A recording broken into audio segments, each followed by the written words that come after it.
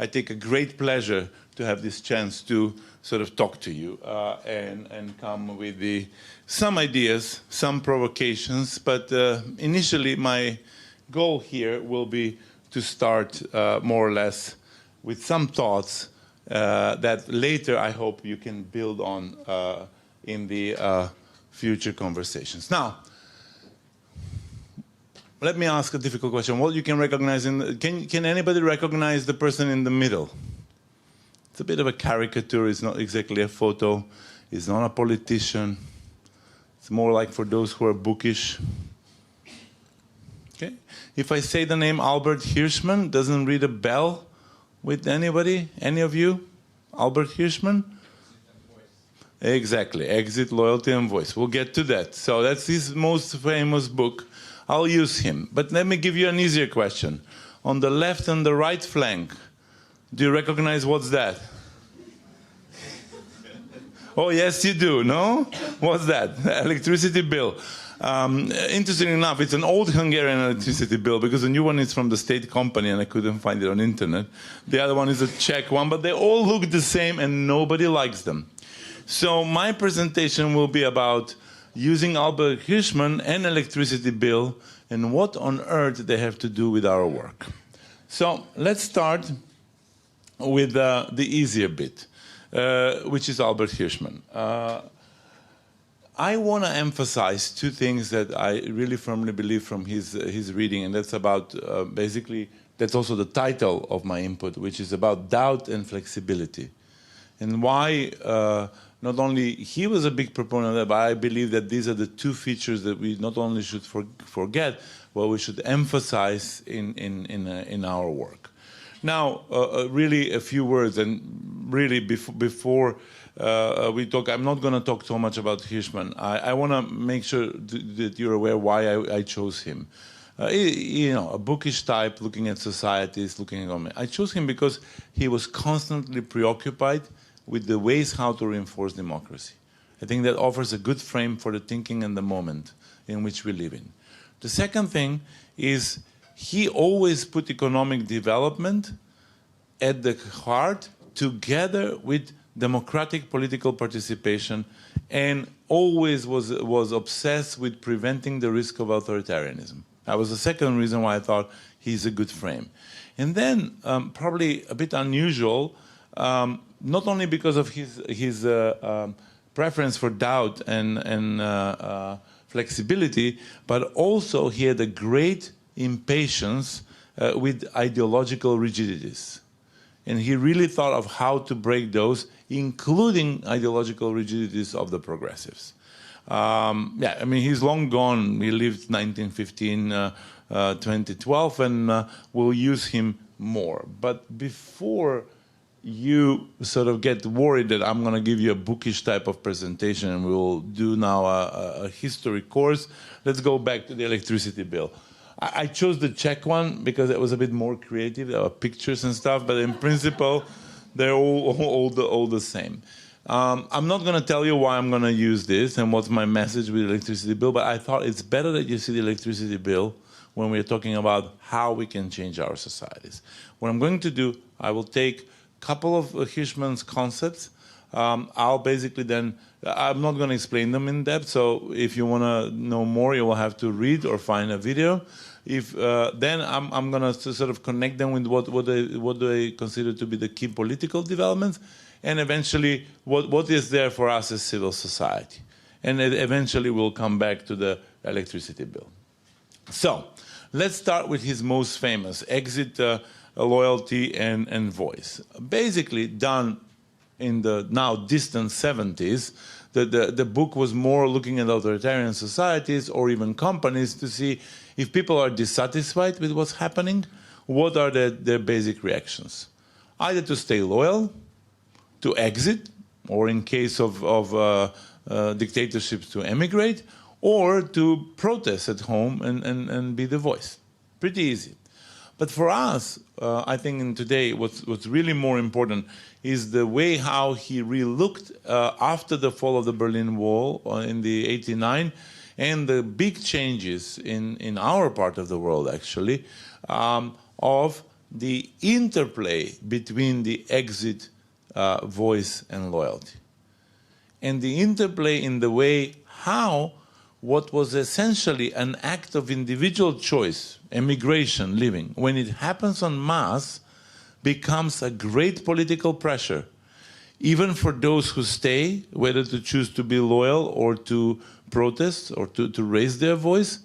But not only for them, also for those who are outside that are not indifferent to what's happening to their home country and how they engage with those that are inside. And this is actually very interesting. It does not apply in many ways. As you know, in your countries, they have very different trajectories. Some of them have sizable migrations, others have almost none. But it's very interesting to see through this prism how it happens. And before I go to give you more my insights about the framework, let's also make sure that at least I establish my own reading of politics in the region. Why I say this? Because of course we will all start with Viktor Orban. And I have to tell you, unfortunately, where I live right now in Berlin, if you think about what's Eastern Europe, that's German industry, first and foremost. Second is Viktor Orban, third is Kaczynski. And then comes everything else. In a way, it's fair because there has been a proper and thorough dismantling of the rule of law in Hungary.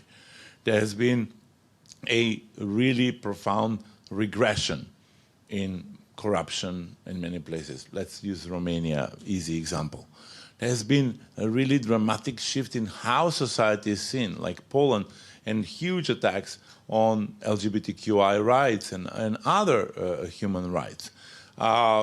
Huge intake on the right-wing populism. I mean, some of the mainstream right parties have become. So there's a lot to say about the sort of the doom and gloom, media, a lot of bad things. But let's not forget, let's look at the other side of the picture, that as well there is a visible and in many places successful pushback against these tendencies. Now, yes, for people who are very much connected, and I consider myself one of those, with Hungary, we were very disappointed with the electoral outcome, but nevertheless, that will not take away from the huge success of the primaries and from the energy that was created around the failed referendum on LGBTQI, around the protests with education, and in a way the success that at least for a relatively brief period, the opposition, virtually without access to media, was able to take a bit the public stand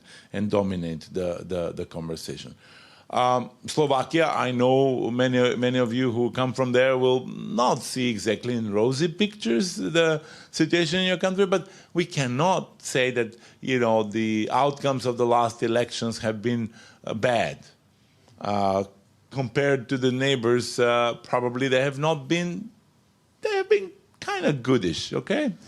You live in democracy. Czech parliamentary elections, okay, it takes conservatives to unsettle Babiš, but Babiš is no more. Janez Janša is out in Slovenia. And in a way, when you see this, actually, if you look down, there's a lot of things to be worried, but there are a lot of things where the fight is not only going on, but also there is a success not to allow the regressive forces to completely dominate. Now, coming back to the exit voice and loyalty, the first question that I have for myself in my own job, and I believe you also do have, is where in our thinking change should predominantly come from? Is it by those people who have the voice in the country? Are they the critical mass? Is it by eroding the number and the size of those who are loyal? Or is it coming from outside with those who are either opted for exit or those who support that exit? And what combination? I would say I will use the modern interpretation. I think that's really important because sometimes we take a priori. Sometimes we feel like, no, it's only the voice. But are the people who are in the voice or who are protesting, are they having a critical mass? Can they achieve the critical mass? I would say, in Hungary, what pains me is not the people who have a voice and are protesting. It pains me that they reach pretty much up till 1.5 million, roughly. And then, unfortunately, the loyals are at least that much, if not many. I don't count all Fidesz supporters as the loyals, but I just want to mention that. And then, where do you work there, and how do you go? Now, that is something that brings me to the second issue, and that's the other book of Hirschman that I not only recommend you to read, but I really suggest that you look what is inside. The book is called Rhetoric of Reaction, and basically it analyzes a long time ago. It's so painful to read this book in the 21st century, because actually you see how old and how stale and how recurrent the arguments of the conservatives are throughout history. That's the book. And then when you just look what's happening, you just see it in your real life, and it's like, why have we not advanced? But instead of moan and groan, let's put the first question. Do we analyze enough our opposition? There are three: perversity, futility, jeopardy. Three arguments. Perversity is about how you kick out constructive progressives. You say, oh, you will achieve exactly the opposite of what you're claiming. Futility, oh no, this is natural order, and the natural order should be followed. It's futile what you do. I mean, LGBTQI arguments are dispelled on this day and night.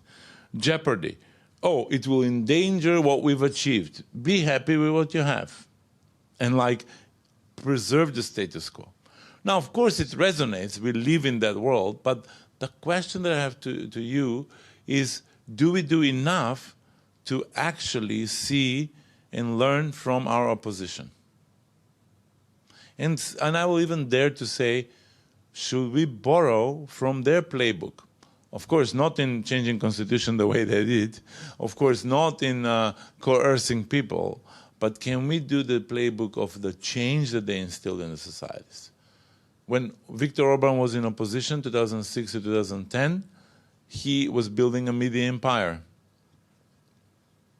He was building basically an infrastructure for being able to govern. What we can learn from that? PiS introduced economic policy that nobody before dared to do, and then suddenly it worked. It was a welfare scheme when people really, really appreciated it. And it put really where the finger should have been even earlier, that the conservative government before it, because Platforma is still conservative, they were quite neoliberal without sharing a lot of the spoils with the, with the Polish citizens. And they did not look beyond, because they were really much riddled with their ideological rigidities. Babiš and his approach to build a business and then move to a media empire and then move to politics and the zeal to control everything. What can we learn from that? Well, okay, maybe some of you would like to be a billionaires, but that's not my message to you, okay? It's not about that. It's more about, do we analyze the opposition enough, and are we humble enough to say, maybe some of these things we have to think of, why they were successful. Because often we're obsessing only about ourselves. Now, let's come back to civil society. I think it's a good point. And I would use this more in a question of, the second question is, are progressive civil society organizations reaching enough the right audience? That's actually the subject of your conference. You have a lot about constituency building. You have a lot about actually getting people. But, how many, and are you reaching the right people where the change will be there? And here I would refer to something which is not from Hirschman, but actually from a colleague in the sector, Luisa Slavkova, and her colleagues. I hope you've read it. If not, I recommend the Civic Deserts report. That was published recently, where basically she identified the big difference between the urban and the rural population, and actually really, really not reaching out. Now, let me be even more specific. Our colleagues that work with Roma, what they reported from the field in the build-up of the Hungarian elections is that Fidesz operatives reach out to every single house. The opposition didn't. And the engagement was much higher. And yes, the opposition got unprecedented number of votes, from Roma communities, but so did Fidesz. And in some of those counties, really, that mattered. Second, are you working enough with old people? We're an aging continent. And old people in most of our countries tend to decide more about the elections than young people. Maybe not as sexy as working with young people, but essential. Then, are we thinking enough about conventional media? And why I say this, I'm shocked to read reports where basically people have become couch potatoes over the 2 years of COVID. The intake of TV and sort of really absorption of what we call conventional media has been huge. Are we trying to repossess that or not? Don't get me wrong. My next point will be, what are we doing also in the modern media? Because progressives are losing that battle too in many places. But, you know, are we doing that? So my point is, A, do we analyze, in this framework, do we analyze the opposition? Are we humble enough to take things from them? And do we do enough to be physically and virtually present with exactly those people that will have the change? Now, let's move to the passions, or rather the interests. This is an outlier. I mean, as a book, this is about the history of mainly Western thought of how capitalism convinced that and came with the promise that will tame the passions into interests, and then people will be much more governable. I'll spare you the historical lessons. I think we now all acknowledge that we live in the time where passions and interests are together. In so many ways, we are back to passions. But why I'm saying this, why it's important, I really would like to score that while we live in a society that is shaped by ideas and expectations, we also need to combine the rational, the logical, with the emotional and irrational. And sometimes we have to have the flexibility of what's irrational for us is very rational for others. And without going in the theory, because I just use it as a backdrop, I'll confront you with 3 myths that you're engaged in your daily life and work. Me too, by the way. Whenever I speak about you, it's also about me. One is, so much we do about understanding of the lives of ordinary people. Underscore understanding. Are we part of their lives? Or in the other way, do we have a skin in the game? Do people feel us, that we are part of them? And that we are not only observers and an outside helper, but are we in their lives? Footnote, this is where the electricity bill comes later. Data-driven action and objectivity is the fundament for everything what we do. And we just go in research, data, convincing, arguments, whatnot. I mean, I came from the think tank world, so blame on all accounts. Is the radical right doing so much data? And are they really everything based in how many successful they have with no foundations in anything that you will see objective? How much also we are hiding not to be political by some kind of a policy data-driven world. I really want to push you on this. And this is not to say that we don't need to do research and data, but this is to say, what do we use and how we should not fool ourselves. And the last, and probably the most painful, is the myth that the liberal education is a key instrument of change. This pains me, because I spent half of my career in education. And what I have to tell you is, like, doesn't work. Today you have influencers, not educators. Today you have the people that you need to change, they reject you because they are fed up of being educated. They're allowed to be influenced by a random character who has 100,000 followers on YouTube or alike, but they don't want to be educated.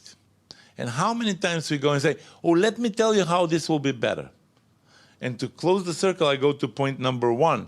We're telling this not being part of their lives, but we're telling them as observers of the lives of the people that we aim to help. Case closed. I think we need here to get a better balance and better combination between the passions and the interests in our work. Now, what do I want to underscore from Hirschman? At the beginning, I mentioned to you, and I even put very strong words. I just want to say that we are not exploring enough. He speaks a lot theoretically. I speak practically about this. We're not exploring enough the doubt. Like if you look at one thing what radical right is doing great, and this is not for us to be like them, is actually they're exploring the doubt. First of all, they put a doubt in people that there's something that can be better or something that can be wrong. I think we often we progressive civil society, with deterministic decisions, and we instead of opening a doubt. And then flexibility. Remember when I said why I chose him? It was because of economy, together with democracy. And this is where we come with the electricity bill. And that's the question that I have for you. Where are we on this picture? Where is your work? Can you claim that your work and your NGO work is there and is on this electricity bill? Let me digress a bit. I digress because if we were sitting here as Coca-Cola operatives, we would have been thinking, where do I place Coca-Cola in the everyday life of this person? She wakes up and do they have a Coca-Cola in their fridge? They should. They take the tram, they go to work. Am I on the billboard? Am I in the cafeteria at work? Do I show up in the bar in the evening? They want to be everywhere. If we were Coca-Cola executives, this is how we're going to think. We're NGO people, and how do we think? Oh, can we get the random Saturday for us? Or are we there only when protest is happening? So the question for you and for me and for all of us here is actually, how can we get there? And not because I'm proud to say this, but how can we get to be on the electricity bill or on other things where in everyday life people will see our work and we're not the random Saturday and we're not just the protest? Because only that way, because eventually this is what people at the moment appreciate. Don't get me wrong, I really would like them to stand up for the right to protest. I really would like, but they will stand up for when the electricity price or the petrol price goes up. And if that's the case, then we should be there rather than waiting them to come to our issues. And I will just frame that, and I will end up with this. Really think of how our work can be there, placed in everyday life. Now, don't get me wrong. My message is not to be like Coca-Cola, sugary fizzy drink that sucks, but or to be on every billboard or in commercial. It's more about how your work becomes part of the life of the people, and how also we start thinking. And that's also how we will address the challenges that Luisa Slavkova and her colleagues put in the report, how we can be more in the rural, not in the urban. There is also how we will think who are the people that will reach out, and are we putting our big bets on the people who are in the voice? Are we getting the people who are exited but they're still there, or are we simply undermining the base of loyals? And with that, I hope to have a good conversation with my fellow panelists and with all of you. Thank you.